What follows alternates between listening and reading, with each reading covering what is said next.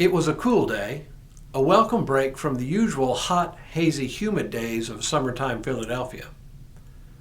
According to a member of the Continental Congress who was present, one Thomas Jefferson, who routinely kept a log of local weather wherever he was, the temperatures that day began with a low of 68 at 6 a.m., rising to 72 degrees by 9 a.m. and 76 degrees at 1 p.m.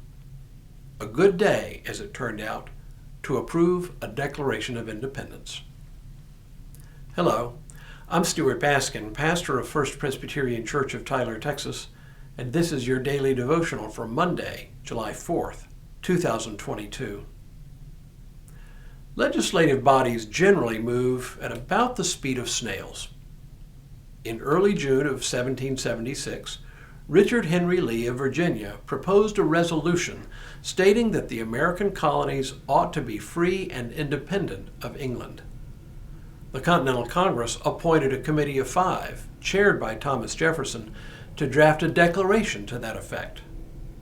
Jefferson and his committee got started in mid-June and by early July were ready to report back. On July 2nd, Congress formally voted to adopt Lee's resolution. That same day, Congress began debating the Declaration as written by Jefferson and as amended by the committee. Debate went on through July 3rd, and then on the morning of July 4th, the Declaration was finally approved. Several copies were made and distributed to a variety of legislative bodies around the colonies, as well as to the leaders of the Continental Army. But it wasn't until August 2nd that a copy was ready for delegates to sign. Among the delegates to the Continental Congress, and a signer of the Declaration, was one clergyman, a Presbyterian minister named John Witherspoon. He was a delegate to the Second Continental Congress and elected chaplain to the Congress. His signature on the Declaration of Independence is the 6th from the top in the next to the right-hand column. But how in the world did a clergyman become a signer of the Declaration of Independence? Good question, and a good story. John Witherspoon came to America from Scotland in 1768 to become president and professor at a small Presbyterian college called the College of New Jersey, now known as Princeton University. He was already well known and a published author and a leader in the Church of Scotland. Witherspoon seemed to have no great love of Great Britain. Following the Jacobite Revolution in 1745 and 46, he'd actually been imprisoned following the Battle of Falkirk, though he didn't seem to be a supporter of the Jacobite uprising. Still, his imprisonment undoubtedly left him with a bitter taste in his mouth for the ways of British imperialism.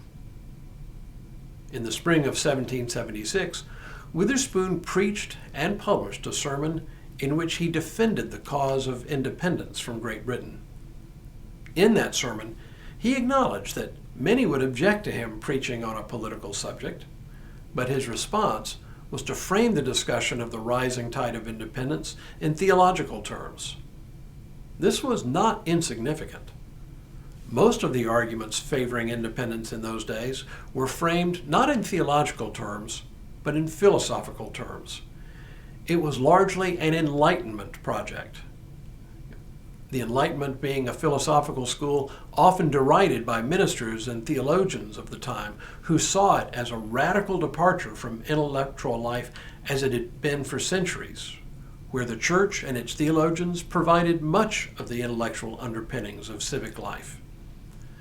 For Witherspoon to preach a sermon on it seems to have been his attempt to create a parallel set of reasoning for the Revolution to stand alongside the Enlightenment philosophy that was its backbone. But Witherspoon was by no means the only Presbyterian minister preaching in support of independence from Great Britain. Calvinists generally, both of the Congregationalist form as well as the Presbyterian form, were overwhelmingly in support of independence. Indeed, one loyalist to the British cause, Thomas Galloway, complained that opposition to Great Britain came from, quote, Congregationalists, Presbyterians, and smugglers. And one of King George III's ministers referred to the American Revolution as that Presbyterian rebellion. A lot of debate goes on to this day about the connection between religion and the Enlightenment and their respective roles in the Revolution. I doubt we'll ever sort it out fully and completely, but one thing is for certain. If Presbyterians generally, and Presbyterian ministers in particular, hadn't supported the Revolution, we might still be one of the Commonwealth of Nations today. So as you enjoy this hot and humid 4th of July in Tyler, remember that unseasonably cool day in Philadelphia and the one clergyman who voted in favor of adopting the Declaration of Independence. And now may God continue to bless you and keep you in all that you do this day and in all the days ahead.